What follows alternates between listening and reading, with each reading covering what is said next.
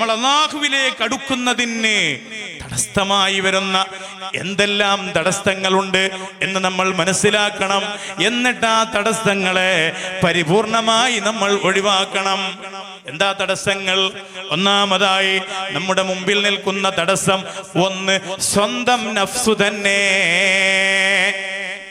നമ്മളെ നന്മയിൽ നിന്ന് അകറ്റി നിർത്തുന്നത്, നന്മയിലൂടെ അല്ലാഹുവിലേക്ക് അടുക്കുന്നതിന് തടസ്സമായി വരുന്നത് ഒന്നാമതായി നമ്മുടെ സ്വന്തം ശരീരം തന്നെ.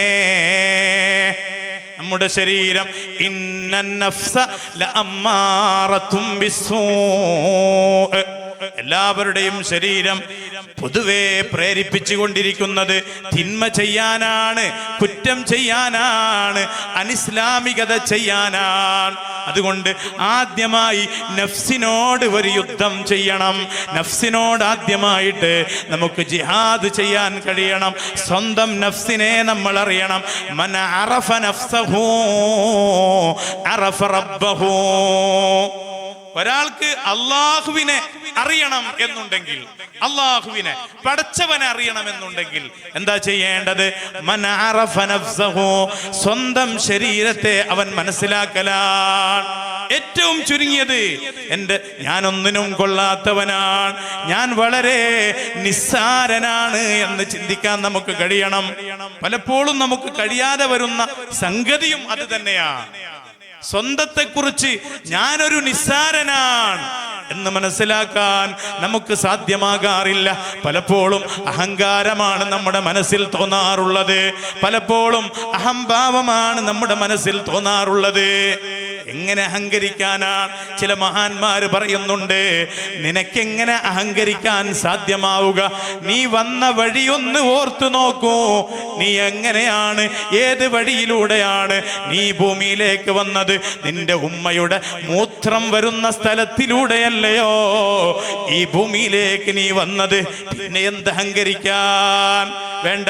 നിന്റെ ശരീരത്തിന്റെ ഏതെങ്കിലും ഒരു ഭാഗത്തേക്ക് നിന്റെ സ്വന്തം വായയിൽ നിന്ന് ഒന്ന് ഉമിനീരെടുത്ത് പുരട്ടി നോക്കൂ. എന്നിട്ട് ഒന്ന് നിന്റെ മൂക്കത്തേക്ക് വെച്ച് കൊടുത്തു നോക്കൂ. അതിന്റെ ആ ഒരു നാറ്റം പോലും നിനക്ക് സഹിക്കാൻ കഴിയില്ല. എവിടെ നിന്നാണ് ഈ ദുർഗന്ധമുണ്ടായത്? നിന്റെ ശരീരത്തിൽ നിന്നു തന്നെയല്ലേ? അപ്പോ അങ്ങനെ നിന്റെ ഉമിനീർ പുരട്ടപ്പെട്ടാൽ പോലും ദുർഗന്ധം വമിക്കുന്ന വളരെ നിസ്സാരപ്പെട്ട ശരീരമാണ് നിന്റെ ശരീരമെന്ന് നിനക്ക് മനസ്സിലാക്കാൻ കഴിയണം. അങ്ങനെ നഫ്സിനെ മനസ്സിലാക്കുക. എന്നിട്ട് നഫ്സിനിക്ക് വഴിപ്പെട്ടുകൂടാ. സ്വന്തം ശരീരത്തിന്റെ ആഗ്രഹ വികാരങ്ങൾക്ക് വഴിപ്പെട്ടുകൂടാ. വഅമ്മാ മൻ ഖാഫ മഖാമ റബ്ബി വനഹൻ നഫ്സ അനിൽ ഹവാ ഫഇന്നൽ ജന്നത ഹിയൽ മഅവാ. സൂറത്തുൻ നാസിആത്ത് പരിശുദ്ധ ഖുർആൻ അല്ലാഹു തആല പറയാണ്, വഅമ്മാ മൻ ഖാഫ മഖാമ റബ്ബി. ആരാണോ അല്ലാഹുവിന്റെ സവിധത്തിൽ നിൽക്കേണ്ടുന്ന ആ ദിവസത്തെക്കുറിച്ച് ആരാണോ ഓർമ്മിക്കുന്നവൻ, ആരാണോ അതിനെക്കുറിച്ച് ഭയപ്പെടുന്നവൻ എന്ന് മാത്രമല്ല, വനഹൻ നഫ്സ അനിൽ ഹവാ, ശരീരത്തിന്റെ സ്വന്തം ഇച്ഛകൾ, ശരീരം ആഗ്രഹിക്കുന്ന ആഗ്രഹങ്ങൾക്ക് പിന്നാലെ പോകാതെ ആഗ്രഹങ്ങളിൽ നിന്ന് മാറി നിൽക്കുന്നവനാരോ അത്തരം ആളുകൾക്ക് ഫഇന്നൽ ജന്നത ഹിയൽ മഅവാ, അവർക്ക് നാളെ ലഭ്യമാകുന്നത് സ്വർഗമാണ്. അല്ലാഹു നമുക്ക് മനസ്സിലാക്കാൻ തൗഫീഖ് നൽകുമാറാകട്ടെ. അപ്പോ സ്വന്തം ശരീരത്തോട് ആർക്കാണോ യുദ്ധം ചെയ്യാൻ കഴിയുക, ആർക്കാണോ സ്വന്തം ശരീരമാകുന്ന, സ്വന്തം നഫ്സാകുന്ന തടസ്സത്തെ നീക്കാൻ ആർക്കാണോ സാധ്യമാവുക, അവർക്ക് മാത്രമേ അല്ലാഹുവിലേക്ക് അടുക്കാൻ സാധ്യമാവുകയുള്ളൂ. ഇനി അടുത്ത ഒരു തടസ്സമുണ്ട്. രണ്ടാമത്തെ തടസ്സം എന്താണെന്നറിയോ? അശ്ശൈത്താൻ, പിശാചാണ്. പിശാച് നമ്മുടെ ശത്രുവാണ്. അതുകൊണ്ട് പിശാചിനെ ശത്രുവായി മനസ്സിലാക്കണം. പിശാച് ശത്രുവാണെന്ന് മനസ്സിലാക്കിയിട്ട് പിശാചിന്റെ ദുർബോധനങ്ങൾക്ക് അടിമപ്പെടാൻ പാടില്ല. പിശാച് നമ്മോട് തിന്മ ചെയ്യാനേ കൽപ്പിക്കുള്ളൂ. പിശാച് നമ്മോട് അനാവശ്യം ചെയ്യാനേ കൽപ്പിക്കുള്ളൂ. ഹറാമുകൾ ചെയ്യാനേ പറയുള്ളൂ. എപ്പോഴും പിശാച് നമ്മെ തിന്മയിലേക്ക് വിളിക്കുകയുള്ളൂ. അതുകൊണ്ട് പിശാച് നമ്മുടെ മുമ്പിലുള്ള നന്മയുടെ വഴിയിൽ നമ്മൾ മുന്നേറുമ്പോൾ നമുക്ക് തടസ്സമായി നിൽക്കുന്ന ഏറ്റവും വലിയ ഒരു തടസ്സം പിശാചാണ്. അതുകൊണ്ട് ആ തടസ്സത്തെ നമ്മൾ മാറ്റിവെക്കണം. ആ തടസ്സത്തെ നമുക്ക് നീക്കം ചെയ്യാൻ കഴിയണം. പല പല വഴികൾ പല പല കുറുക്ക് വഴികളായിരിക്കും പിശാച് നമ്മുടെ മുമ്പിൽ പയറ്റുക. ആദ്യമായി പിശാച് ചെയ്യുന്നത്, നിസ്കരിക്കുന്ന ഒരാളെ നിസ്കാരം തടയേണ്ട ആവശ്യം പിശാചിനില്ല. പിശാച് ആദ്യമായി പയറ്റുന്ന വിദ്യ ഏതാണെന്നറിയോ? കുതന്ത്രം ഏതാണെന്നറിയോ?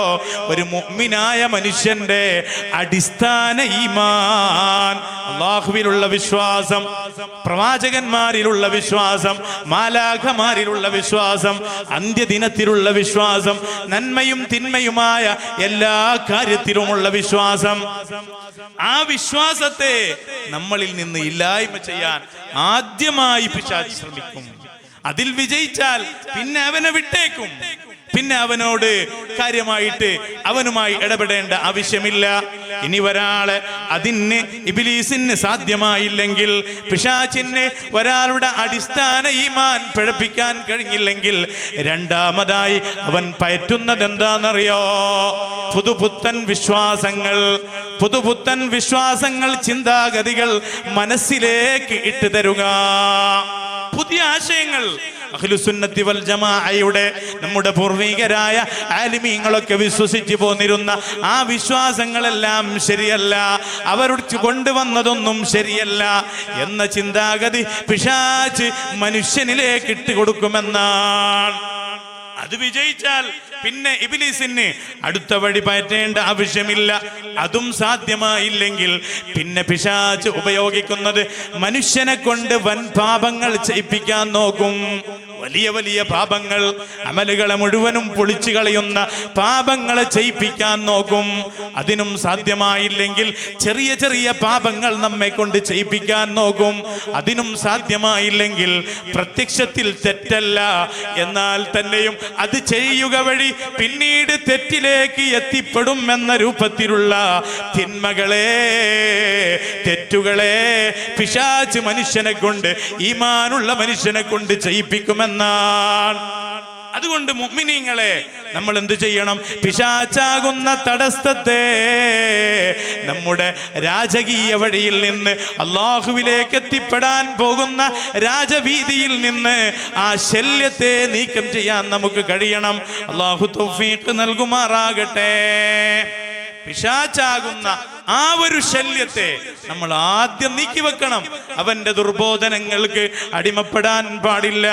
അല്ലാഹു നമുക്ക് ബോധം നൽകുമാറാകട്ടെ.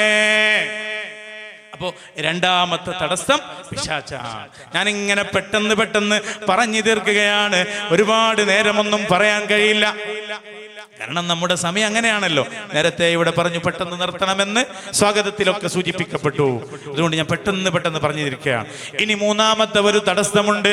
ഏതാണെന്നറിയോ? മനുഷ്യന്റെ മുമ്പിലുള്ള മൂന്നാമത്തെ തടസ്സം ദുന്യാവാണ്. ദുന്യാവ് വലിയ തടസ്സമാണ്. ജനങ്ങളെ, മുഅ്മിനീങ്ങളെ, ഇഅ്ലമൂ, നിങ്ങൾ മനസ്സിലാക്കണേ, അന്നമൽ ഹയാത്തുദ് ദുനിയാ ലഇബുൻ വലഹു വസീനതുൻ വതഫാഖുറുൻ ബൈനകും വതകാസുറുൻ ഫിൽ അംവാലി വൽ ഔലാദ്. ഈ ദുന്യാവെന്ന് പറഞ്ഞാൽ എന്താണെന്നറിയോ? ഈ ദുന്യാവെന്ന് പറഞ്ഞാൽ കളിയും വിനോദങ്ങളും മാത്രമാണ്. അതേപോലെ സമ്പത്തിലും മക്കളിലും മനുഷ്യർക്ക് പെരുമ കാണിക്കാനുള്ള ഒരവസരം മാത്രമാണ്. ഈ ദുന്യാവ് അത്രേ ഉള്ളൂ. ഈ ദുന്യാവിൽ കുറയൊന്നുമില്ല. എത്ര കണ്ട് ഈ ദുന്യാവ് ഒരാൾക്ക് ലഭ്യമായാലും ഏതുപോലെ എന്നറിയോ? ഈ ദുന്യാവിന്റെ ഉപമ കമസലി ഗൈസിൻ അജബൽ കുഫാറ നബാതു. ഈ ദുനിയാവ് എന്ന് പറഞ്ഞാൽ കമസലി ഗൈസിൻ, ആകാശത്തിൽ നിന്ന് ഭൂമിയിലേക്ക് വീഴുന്ന ഒരു മഴ പോലെയാണ്. എന്താണ് ആ മഴ? അജബൽ കുഫാറ നബാതു. ആ മഴ പെയ്തപ്പോൾ കർഷകർക്ക് ആ മഴയിലൂടെ പുൽച്ചെടികൾ മുളച്ചു വന്നപ്പോൾ, കൃഷികൾ മുളച്ചു വന്നപ്പോൾ കർഷകർക്ക് വലിയ സന്തോഷമുണ്ടായി. എന്തുണ്ടായിട്ടെന്ത് കാര്യം? അങ്ങനെ കർഷകരെല്ലാം മഴ കിട്ടിയപ്പോൾ വലിയ സന്തുഷ്ടരായെങ്കിൽ പിന്നെന്തുണ്ടായി എന്നറിയോ?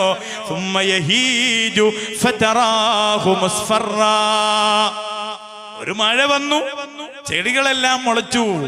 പിന്നീട് മഴ വന്നില്ല, പിന്നെ മഴയില്ലാതെ ആ ചെടികളെല്ലാം ഉണങ്ങിപ്പോയി. അങ്ങനെ അത് മഞ്ഞ കളറുള്ളതായി മാറി. പിന്നെ ആ ചെടികളെല്ലാം കച്ചിത്തുരുമ്പുകളായി മാറി എന്നതുപോലെയാണ് ഈ ദുന്യാവിന്റെ ഉപമ. അങ്ങനെയാണ്. അതുകൊണ്ട് തന്നെ ദുന്യാവിന്റെ ഉപമ അങ്ങനെയാണെങ്കിൽ ഈ ദുന്യാവിൽ വല്ലാതെ ദുനിയാവുമായി ബന്ധപ്പെടുന്നതിൽ കാര്യമില്ല. ദുനിയാവിന്റെ പിന്നാലെ വല്ലാതെ സഞ്ചരിക്കുന്നതിൽ അർത്ഥമില്ല.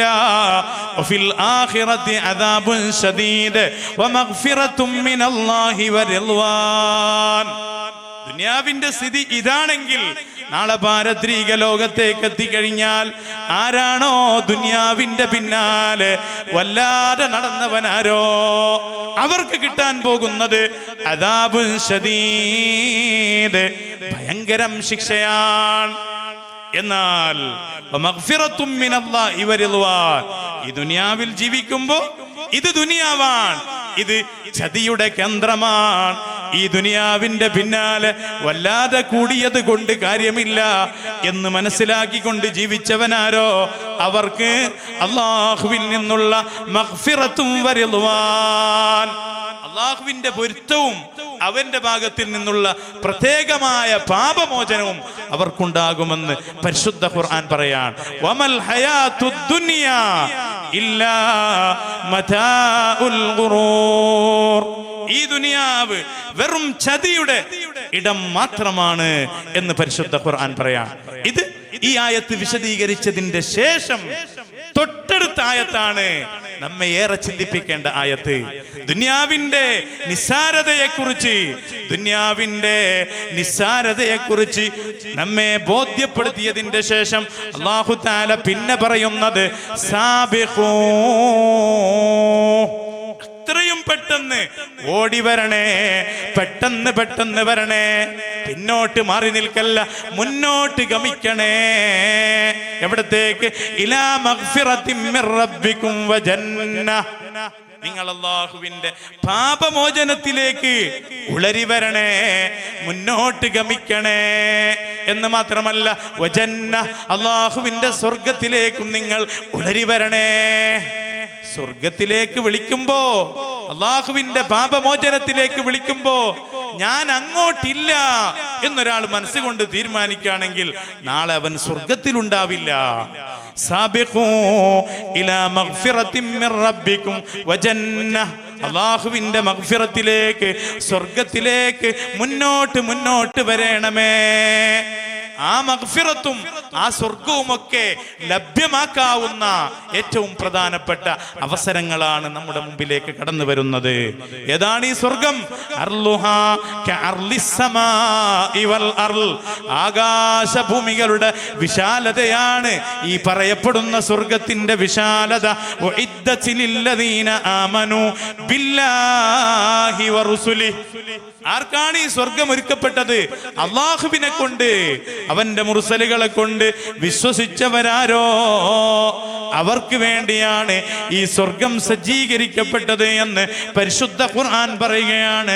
ദാലിക ഫദ്ലുല്ലാഹി യുഅ്തീഹി മയ്യശാ,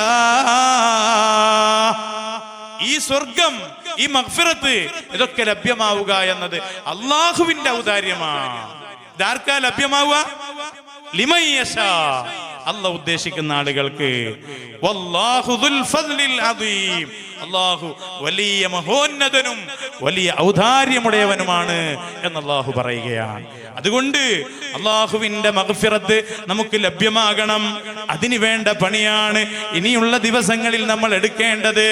അല്ലാഹു നമുക്ക് തൗഫീഖ് നൽകുമാറാകട്ടെ. അപ്പൊ ഞാൻ പറഞ്ഞു വന്നത് ദുനിയാവിന്റെ നിസ്സാരതയാണ്. ദുനിയാവ് വളരെ നിസ്സാരമാണ്. ഇന്നല്ലാഹ ലം യഖ്ലുഖ് ഖൽഖൻ അബ്ഗള മിനദ് ദുനിയാ. ദുനിയാവിനേക്കാൾ അല്ലാഹുവിന് വെറുപ്പുള്ള ഒരൊറ്റ സൃഷ്ടിയെയും അല്ലാഹു തആല സൃഷ്ടിച്ചിട്ടില്ല എന്ന് അല്ലാഹു പറയാൻ. എന്ത്? ഈ ദുനിയാവാണ് അല്ലാഹുവിന് ഏറ്റവും വെറുപ്പുള്ള സൃഷ്ടി. وأنه لم ينظر إليها منذ خلقها. ഈ ദുനിയാവിനെ സൃഷ്ടിച്ചത് മുതൽ അല്ലാഹു തആല ഈ ദുനിയാവിലേക്ക് തിരിഞ്ഞു നോക്കിയിട്ടേ ഇല്ല എന്ന് മഹാനായ റസൂലുള്ളാഹി സ്വല്ലല്ലാഹു അലൈഹി വസല്ലം. എന്നിട്ടും നമ്മളൊക്കെ ദുനിയാവിന്റെ ആൾക്കാരല്ലേ? ദുനിയാവിനോട് വലിയ ആഗ്രഹം, ദുനിയാവ് വാരിക്കൂട്ടാനുള്ള നെട്ടോട്ടത്തിലാണ് നമ്മളൊക്കെ. മഹാനായ അബൂദർദാ റളിയല്ലാഹു അൻഹു, മഹാനായ സ്വഹാബി വര്യൻ അബൂദർദാ റളിയല്ലാഹു അൻഹു പറയുകയാണ്, അബൂദർദാ റളിയല്ലാഹു അൻഹു പറയുകയാണ്, സലാസ്, 3 കാര്യങ്ങൾ എന്നെ വല്ലാതെ അത്ഭുതപ്പെടുത്തുകയാണ്. 3 കാര്യം ഓർക്കുമ്പോൾ എനിക്ക് വല്ലാതെ അത്ഭുതം തോന്നുകയാണ്. ഏതാണ് 3 കാര്യം എന്നറിയോ? മുഅമ്മിലുദ് ദുനിയാ. ദുനിയാവിനോട്, അതിനോടുള്ള മോഹം കൊണ്ട്, ദുനിയാവ് വാരിക്കൂട്ടാനുള്ള ആഗ്രഹം കൊണ്ട് അതിൻ്റെ പിന്നിൽ നടക്കുന്ന ആളെ ഓർക്കുമ്പോൾ എനിക്ക് അത്ഭുതം തോന്നുകയാണ്. ഇങ്ങനെയാണ് ഒരു മനുഷ്യനിക്ക് ദുനിയാവിൻ്റെ പിന്നാലെ വല്ലാതെ സഞ്ചരിക്കാൻ സാധ്യമാവുക. വൽ മൗതു യത്ലുബുഹു. മരണം അവനെ പിടികൂടാൻ വേണ്ടി, അവനെ പിടിക്കാൻ വേണ്ടി അവന്റെ പിന്നിൽ തന്നെ സഞ്ചരിച്ചു കൊണ്ടിരിക്കുന്നുവല്ലോ. നേരെ പിന്നിൽ മരണം നമ്മെ പിടികൂടാനുള്ള ഒരുക്കത്തിലാ. മനുഷ്യൻ അറിയുന്നുണ്ടോ നേരെ പിന്നാലെ മരണം പിടികൂടുന്നുണ്ട് എന്ന ബോധം മനുഷ്യനുണ്ടോ? വീടില്ലാത്തവനിക്ക്, ചെറിയ വീടുള്ള മനുഷ്യനിക്ക് വലിയ വീട് നിർമ്മിക്കാനുള്ള ആ ഒരു ആഗ്രഹത്തിൽ അതുണ്ടാക്കാനുള്ള വഴികൾ അന്വേഷിച്ച് നടക്കുകയാണ്. ചെറിയ വാഹനത്തിൽ സഞ്ചരിക്കുന്നവൻ വാഹനം വലുതാക്കാൻ വേണ്ടി അതിനെന്ത് വഴി എന്ന് അന്വേഷിച്ച് നടക്കുകയാണ്. അങ്ങനെ ദുനിയാവിൽ ഇനി വീടും വാഹനവുമെല്ലാമായാൽ എൻ്റെ മക്കൾക്കും പേരമക്കൾക്കുമെല്ലാം ജീവിക്കാനുള്ള എന്തെങ്കിലും കുറച്ച് ആസ്തി ഉണ്ടാക്കണമെന്നാണ് മനുഷ്യൻ ചിന്തിക്കുന്നത്. അങ്ങനെ മനുഷ്യന്റെ ആഗ്രഹങ്ങൾ തീർന്നു പോകുന്നില്ല, മനുഷ്യന്റെ വികാരങ്ങൾ, മനസ്സിന്റെ ആഗ്രഹങ്ങൾ തീർന്നു പോകുന്നില്ല. ഉണ്ടാക്കാനുള്ള മോഹത്തിലാണ് മനുഷ്യൻ. അങ്ങനെ ഇരിക്കുമ്പോൾ അവനെ മരണം പിടികൂടുകയാണ്. അവൻ അറിയുന്നില്ല അവൻ മരിക്കാനായി എന്ന ബോധം അവനിക്കുണ്ടാകുന്നേയില്ല. അത്തരം ആളുകളെ കാണുമ്പോൾ, അതോർക്കുമ്പോൾ എനിക്ക് അത്ഭുതം തോന്നുകയാണെന്ന് സയ്യിദുനാ അബൂദർദാ റളിയല്ലാഹു അൻഹു. അടുത്തത് വഗാഫിലുൻ ലൈസ ബിമഗ്ഫൂലിൻ അൻഹു. അശ്രദ്ധനായി നടക്കുന്ന മനുഷ്യൻ, തീരെ മരണത്തെക്കുറിച്ച് ബോധമില്ലാതെ നടക്കുന്ന മനുഷ്യൻ, അവനെ ഓർക്കുമ്പോഴും എനിക്ക് അത്ഭുതം തോന്നുകയാണ്. വലൈസ യഗ്ഫുലു അൻഹു. മരണമാണെങ്കിലോ അവനെ തൊട്ട് അശ്രദ്ധനല്ല. മരണം അവനെ കുറിച്ച് എപ്പോഴും അവന്റെ സമയം എപ്പോഴാണോ ആവുക ആ സമയത്ത് അവനെ പിടികൂടുക തന്നെ ചെയ്യും. മരണത്തിനിക്ക് യാതൊരു അശ്രദ്ധയുമില്ല, അസ്രായീലിന് യാതൊരു അശ്രദ്ധയുമില്ല. അങ്ങനെ ഇരിക്കവേ ആ മരണത്തെക്കുറിച്ച് ചിന്തിക്കാതെ നടക്കുന്ന മനുഷ്യനെ ഓർക്കുമ്പോൾ എനിക്ക് അത്ഭുതം തോന്നുകയാണ്. അതേപോലെ തന്നെ 3ാമത്തെ മനുഷ്യൻ ആരെന്നറിയോ? ലാഹികുൻ. ചിരിച്ചു നടക്കുന്ന മനുഷ്യൻ, വായ നിറയെ ചിരിക്കുന്ന മനുഷ്യൻ, പൊട്ടിച്ചിരിക്കുന്ന മനുഷ്യൻ. അങ്ങനെ ചിരിക്കുമ്പോൾ അവന്റെ ശരീരത്തെ കുറിച്ച് വല്ല ബോധവുമുണ്ടോ? അവന്റെ പടച്ചവനെ കുറിച്ച് അവനിക്ക് വല്ല ബോധവുമുണ്ടോ? ലായദിരി അസാഖിതുൻ അലൈഹി റബ്ബുൽ ആലമീൻ അംറാദിൻ അൻഹു. മനുഷ്യനിക്ക് ശരിയിലും തമാശയിലുമായി അങ്ങനെ കഴിഞ്ഞു പോകുമ്പോഴും അവന്റെ റബ്ബ് അവനെ കുറിച്ച് പൊരുത്തപ്പെട്ടോ, അവനോട് തൃപ്തനാണോ, അല്ല അള്ളാഹുവിന് അവനോട് വെറുപ്പാണോ എന്നതിനെ കുറിച്ച് അവനിക്ക് ബോധമില്ല. അങ്ങനെ ഇരിക്കവേ ചിരിച്ചു നടക്കുന്ന ആളെ കാണുമ്പോൾ എനിക്ക് അത്ഭുതം തോന്നുന്നു എന്ന് സയ്യിദുനാ അബൂദർദാ റളിയല്ലാഹു അൻഹു. അതേപോലെ തന്നെ എന്നെ മനസ്സ് വല്ലാതെ വേദനിപ്പിക്കുന്ന 3 സംഗതികളുണ്ട്. ഏതെന്നറിയോ? അബൂദർദാ റളിയല്ലാഹു അൻഹു മുത്തുനബിയുടെ സ്വഹാബിയാണ്. അവർ പറയാണ്, ഫിറാഖു മുഹമ്മദ്, മുഹമ്മദ് നബിയെ പിട്ടിവിരിയുന്നത് ഓർക്കുമ്പോൾ എൻ്റെ മനസ്സ് വല്ലാതെ വേദനിക്കുകയാണ്. അതേപോലെ വഫിറാഖുൽ അഹിബ്ബ, എൻ്റെ ചങ്ങാതിമാർ, എൻ്റെ കൂട്ടാളികളെയെല്ലാം ഞാൻ പിരിഞ്ഞു പോകേണ്ട ഒരു നാൾ എനിക്ക് വരുമല്ലോ, അതോർക്കുമ്പോഴും എനിക്ക് വേദന തോന്നുന്നു എന്ന് സയ്യിദുനാ അബൂദർദാ. അതേപോലെ തന്നെ അൽ വുഖൂഫു ബൈന യദയില്ലാ, അല്ലാഹുവിൻ്റെ മുമ്പിൽ നിൽക്കേണ്ട ഒരു നാൾ എനിക്ക് സംജാതമാകുമല്ലോ. അങ്ങനെ സംജാതമായി കഴിഞ്ഞാൽ എന്നോട് അല്ലാഹു സ്വർഗത്തിലേക്കാണോ കൽപ്പിക്കുന്നത് അല്ല നരകത്തിലേക്കാണോ കൽപ്പിക്കുന്നത്? ഇതോർക്കുമ്പോൾ എനിക്ക് വേദന തോന്നുന്നു. സയ്യിദുനാ അബൂദർദാ റളിയല്ലാഹു അൻഹു. ആലോചിച്ചു നോക്കൂ മുഅ്മിനീങ്ങളെ, നമുക്കൊക്കെ ഉണ്ടാകേണ്ട ചിന്താഗതികളല്ലേ ഈ ചിന്താഗതികൾ? ആർക്കാണ് ഇങ്ങനെയുള്ള ബോധമുള്ളത്? ആർക്കാണ് അള്ളാഹുവിന്റെ സവിധത്തിൽ നിൽക്കേണ്ടി വരുന്ന ആ നാളിനെ കുറിച്ച് ആർക്കാണ് ഓർമ്മയുള്ളത്?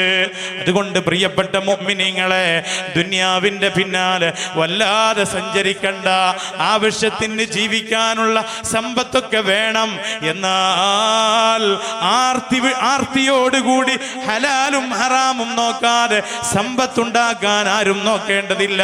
കാരണം നിങ്ങൾക്ക് പിന്നീട് നന്നാവാമെന്നാണ് ചിന്തയെങ്കിൽ എപ്പോഴാണ് മരണം പിടികൂടുക എന്ന് നിങ്ങൾക്ക് പറയാൻ സാധ്യമല്ല. അതുകൊണ്ട് മുഅ്മിനീങ്ങളെ, നമ്മെ നന്മയുടെ വഴിയിൽ നിന്ന് തടയുന്ന 3ാമത്തെ തടസ്സം ദുനിയാവാണെങ്കിൽ ആ ദുനിയാവാകുന്ന തടസ്സത്തെ മാറ്റിവെക്കാൻ നമുക്ക് കഴിയണം. അല്ലാഹു തൗഫീഖ് നൽകുമാറാകട്ടെ. ഇനി 4ാമത്തെ ഒരു തടസ്സമുണ്ട്. അതേതാണെന്നറിയോ? അൽ ഖൽഖ്.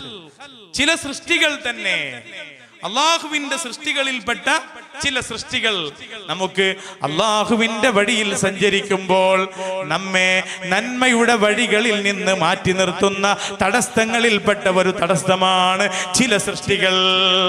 ഏതാണ് ഈ ചില സൃഷ്ടികൾ? ചിലപ്പോൾ സ്വന്തം ഭാര്യയായിരിക്കാം, ചിലപ്പോൾ സ്വന്തം മക്കളായിരിക്കാം, ചിലപ്പോൾ സ്വന്തം കൂട്ടുകാരായിരിക്കാം. നന്മയുടെ വഴിയിൽ നിന്ന് പിറകോട്ടേക്ക് ക്ഷണിക്കുന്നത് സ്വന്തം ഭാര്യയാണെങ്കിൽ അത് നിന്നെ നന്മയുടെ വഴിയിൽ നിന്ന് മറ്റൊരു വഴിയിലേക്ക് തിരിക്കുന്ന തടസ്സമാണത്. ഭർത്താവാണെങ്കിൽ ആ ഭർത്താവ് തടസ്സമാണ്, കൂട്ടുകാരാണെങ്കിൽ കൂട്ടുകാരൻ തടസ്സമാണ്. പലപ്പോഴും നമ്മെ നന്മയുടെ വഴികളിൽ നിന്ന് പിന്തിരിപ്പിച്ച് കളയുന്നത് പലപ്പോഴും നമ്മുടെ കൂട്ടുകാരാണ്. വളരെ